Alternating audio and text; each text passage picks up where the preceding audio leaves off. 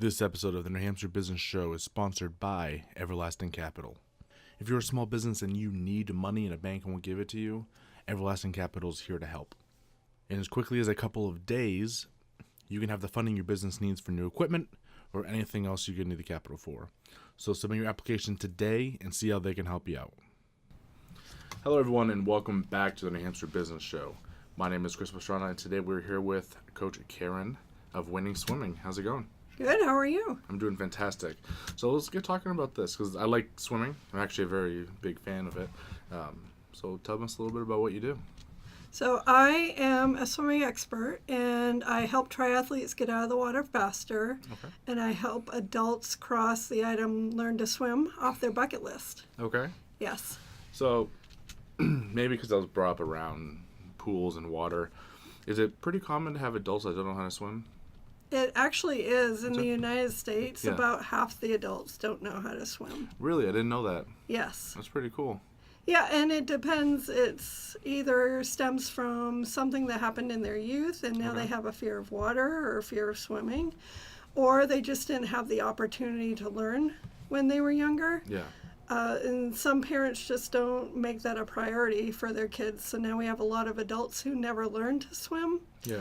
that either want to learn or they're afraid and they don't know where to go. Yeah. That's funny. Like I said, I come from a very aquatic family. We love pools, and half of our summer is just sitting around a pool swimming. You know, it's fun. So yeah, I found that interesting. Half. Yes. That's pretty interesting. Yeah, and that was a study that was done by the American Red Cross in about 2014. So the statistics might have changed since then. Probably not too much. Not too much, yeah. Not like, was it 150 million people learning in like 4 years? Yeah. That's interesting. Huh, pretty cool. So you said that's only half it. So the other half is you work with triathletes? You want to go into that a little bit? Yeah, so most triathletes aren't swimmers when they come to the sport. They usually specialize in either biking or running. And so they need some extra help with the swim so that they can get out of the water and still have energy left over for their favorite part. So I help them to work on technique first, and then after their technique is down and we can get them going, laps in the pool without making themselves really tired, then we can start working on power and speed, endurance, and some open water techniques. Okay. So I'm assuming you're talking about triathlons? Yes. Okay. You want to go into a little bit about what that is? Just so we have a framework for this? Yeah, so a triathlon can vary in distances, but it's always swimming, then biking, then running. Okay. And there are a few variations on that where, for example, an aqua bike is just the swim and the bike, and some variations like that. But the distances will range from a super sprint all the way up through what most people have heard of, which is an Ironman. Okay. Yeah, and the swim distances go all the way from 0.2 miles all the way through 2.4 miles, and then there are longer swim events that can go 5 miles, and I've seen some that are longer. Yeah. Yeah. That's an impressive distance to swim. Yes. Yeah, those are definitely endurance swim distances. Yeah. Wow, that's pretty crazy. I'm not a triathlete, clearly, so I can imagine that. It's pretty cool. Yeah, and a lot of people, especially when they become an adult, they get the triathlon fever and they want to try an event. Yeah. And so that's where I come in, helping them get through the swim as best as they can. Yeah. And so that they can get out of the water safely, yet still enjoy the part that they like, which is usually the bike or the run. Yeah. Yeah. I don't know who you're hanging out with, but I don't know many people that get a fever to start taking up triathlons. That's pretty crazy. Well, most people that I train, after they do their first one, that's what they want to do. They want to do another one, and it's fun. And you have to do it with the mentality of let's just have fun with it, and it's something to do to challenge yourself physically, mentally, and with your health, and we all need that as adults. We need something to challenge ourselves. So most people who do try it for the first time, they love it and they want to do another one. Especially the shorter races, they tend to be more community minded and fun versus the longer distance, the half Ironmans and the Ironmans. Those are more serious athletes. They're training 10 plus hours a week, and so I just personally like to have fun with it. Yeah, that's pretty cool. So let's get into the swimming portion of this a little bit. So what is it like working with you? Actually, my goal is to help you reach your goal. Yeah. So every swimmer that I work with is a different experience, depending on what their goals are. And for me, I love to just create a program and mold it to what you need. And I have several different things that I can choose from working through a fear of water, a fear of swimming, to going right from the beginning with technique. And I always start with breathing as the first technique to master, because if we can't get our breathing under control, then any other technique that we work on is not going to do you any good, because your body isn't using that oxygen efficiently. Yeah. So I always count breathing as the number one goal in swimming, and getting that under control and being comfortable with our breathing. And then beyond that, after breathing, then we go into other technique which can make swimming much easier for you. A lot of people watch YouTube videos, or they ask their neighbor or their friend or their teammate for suggestions, and they might get some very old swim techniques, or they might get the wrong direction. So I have a very set and proven list that we go through, and we make sure that we go one step at a time, going as slow or as fast as you want, depending on how quickly you pick up on the techniques. And then from there, as long as we're moving towards your goal, that's my goal. And being able to teach different techniques and different concepts in several different ways, it's very different than just going to a class, being in the class with 6 or 8 other people, and having to work on what the majority of people need to work on. My swim lab is always a private experience, so I'm working on athletes one-on-one. And beginners also. And it's a very controlled environment. So if you're looking to get faster in the water, then I can control that environment so that you're working at that faster pace. I do use a stationary pool.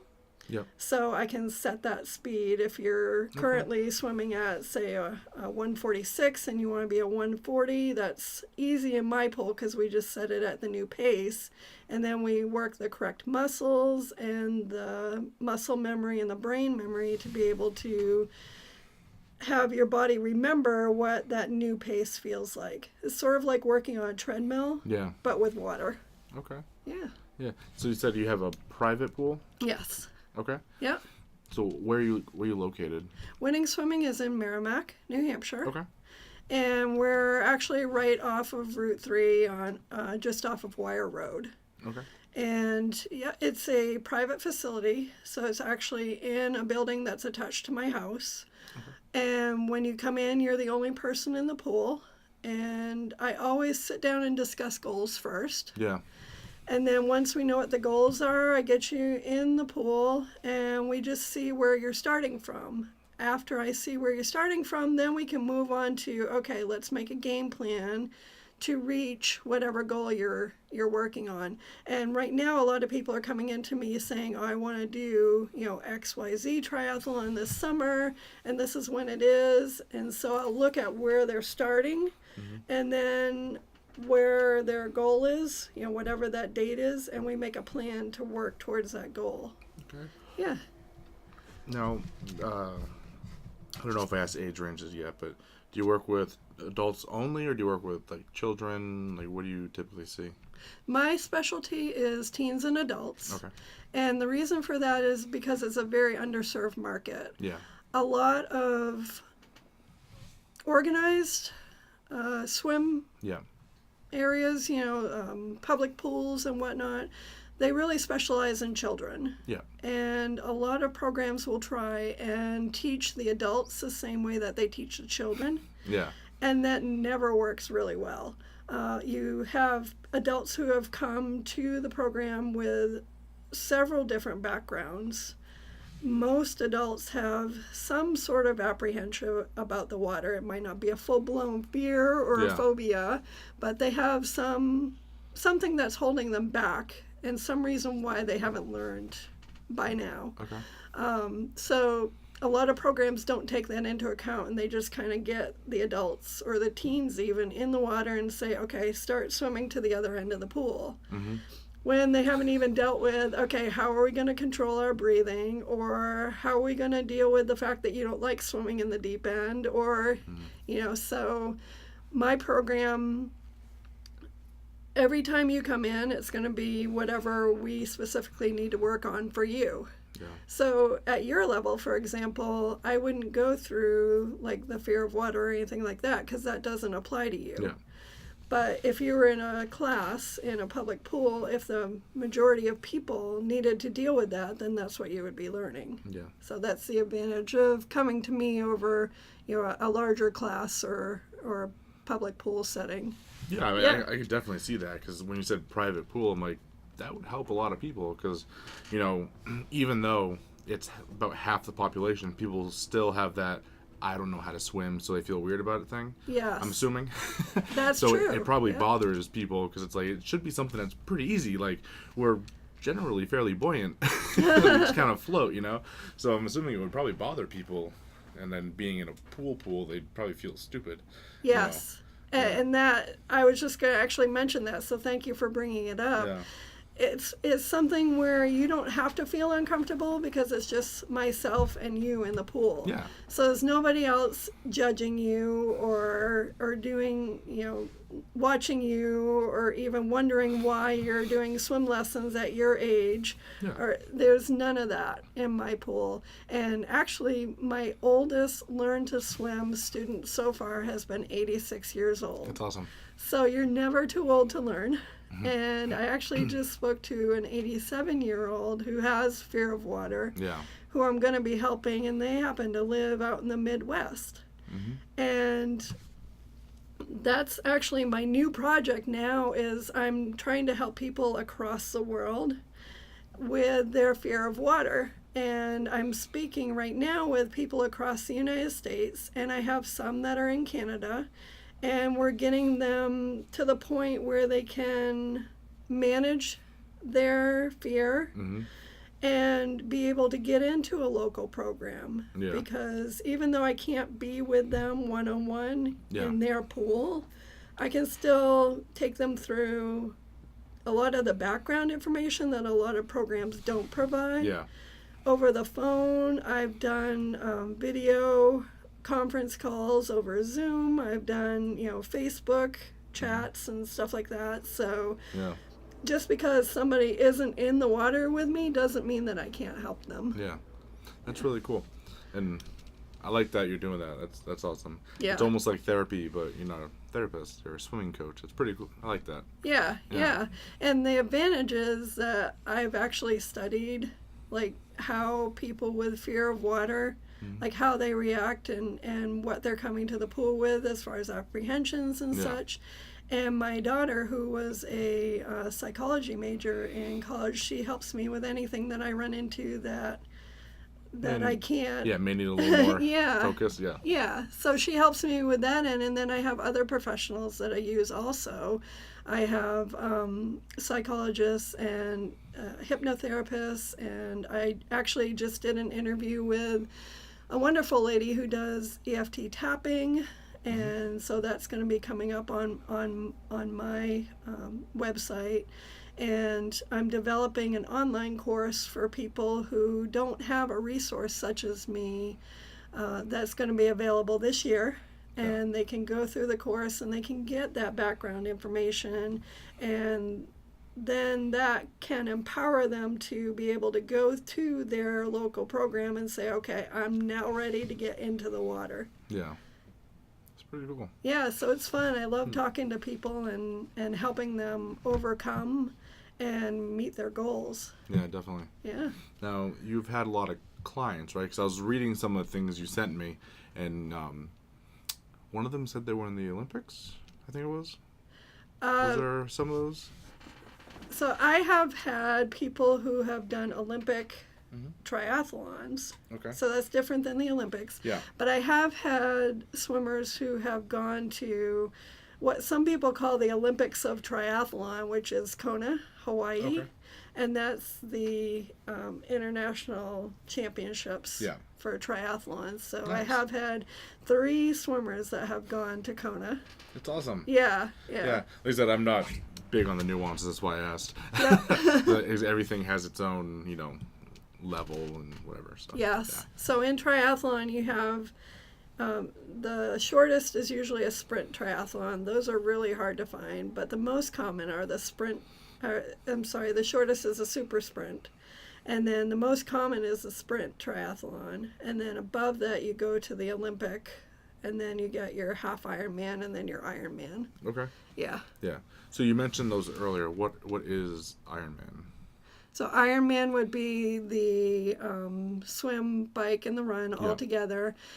The Ironman level triathlon is a 2.4 mile swim. Okay. And then it's usually a 100-mile bike. And then it's a marathon run at the end. Jeez. Yeah, so Does that it's to 20 themselves. whatever, 26 miles run at the end. Yeah, just to top it off, let's add a marathon into that. Yeah. Yeah. Oh, that's awful. So when you get to that point, it's really important to be efficient in that swim. Yeah. So Yeah. you still have energy left over to do the rest of the day. Yeah, just the marathon alone is awful, and then 100 miles on the bike, I'm sure that's miserable. Exactly. And no part of that sounds entertaining at all. Yeah, and I can only imagine a 2-mile swim is probably pretty tiring. It can be if you don't have the right technique, yes. Huh, that's pretty cool. But like you mentioned earlier, we really are meant to swim easily. Yeah. And it can be done. It's just a matter of getting the right technique, the right body position, because you want to have that good horizontal body position. You want to make sure that you're not swimming vertically. Yeah. And there are so many things that you can do to make that swim easier. And so that's why you want to learn the correct techniques instead of, like, even in the 80s and 90s, we were using techniques that we aren't using now because we know better now. We've done more studies and we know more about kinesiology and how the body works and the muscle groups. And so even if you learned in like the 80s and 90s, like I did, we're changing our swim now so we can be more efficient in the water. Yeah. Yeah, that's pretty cool. So I actually went through the whole process of changing my swim stroke. Yeah. So that I can swim longer because I want to swim for the rest of my life too. Yeah. It is fun. Yeah, it's a great cardio workout, and it doesn't impact your body the same way running does. Yes. So it's great for you. Yeah. It is, and especially as you get older, it's awesome because you don't have that impact. Yeah. So you can still get that good aerobic workout, but you don't have to worry about it taking the toll on your joints or anything like that. Yeah. Yeah. It's really cool. Because, back when I was in the Army, we did a lot of running training. Yes. Just to make sure you're running efficiently, you're not wasting a bunch of energy. And that's why it makes sense that, you do the same thing with your swimming. Like, we completely break down and change how we run so that it's more efficient. You're not hurting yourself. Yes. And so it's pretty cool. I like that. Yeah. So I see that with swimming too. It's nice. Definitely. Yeah. And it's, for me, it's fun to be able to share my information with people. Yeah. So that their swim can get better. Yeah. And I always tell all my athletes I swim, through you. So everybody tells me they hear my voice in their head, which is awesome. Because look at all the events I'm doing every year, right? Through my athletes, which is great. Yeah. Yeah. That's pretty cool. Yeah. I like it. So people that want to learn a little more about you, get in touch. How do they get a hold of you? So you can go to my website, which is www.winningswimming.com. And then I have a Winning Swimming Facebook group. I have my Twitter is Winning Swimming. So basically, if you're looking to start a relationship with me, you would do an introductory session.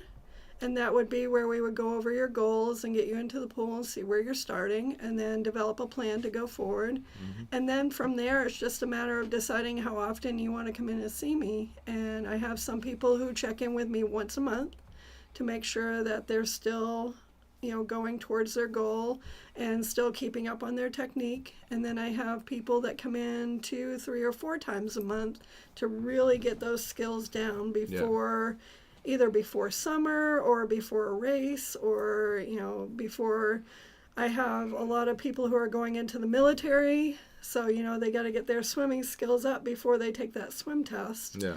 And that would be a whole different set of goals that we would work towards. Yeah. So the fact that it can be molded into exactly what you need is the best part of the program, honestly, because we're working on what you need and not what your neighbor needs. Okay, pretty cool. So, I think that is it. Do you have anything else you want to go over before we take off? Would you mind if I just touch on my current project and absolutely. make a call for Absolutely. people who want to participate? Mm-hmm. Okay. So currently I am talking to people across the United States and across Canada who have that fear of water or fear of swimming. And I am looking to talk to people who would be interested in exploring getting into the water. This is a no obligation call, and I just talk to you about how you're feeling, what your obstacles are, and it's basically research for me to be able to create the program that I talked about earlier so that I can reach more people across the United States and Canada and then eventually across the world. My goal is actually to revolutionize how we're teaching our teens and adults to swim and to improve their swim, and getting this information out to groups across the world so that they can improve what they're doing. So if anybody would like to speak to me about my current project, like I said, no obligation, and I'm not going to try and sell you anything. I'm just looking to gather information. So you can send me an email. It's info, @winningswimming.com. Or if you're on Facebook, you can friend me on Facebook and send me a message. Cool. Awesome. Well, thank you for joining me today. It's been awesome. Thank you. I appreciate it. Okay. Thank you so much for listening. Everyone, jump on that. And definitely, if you need to learn how to swim, do it. Everyone, have a great day.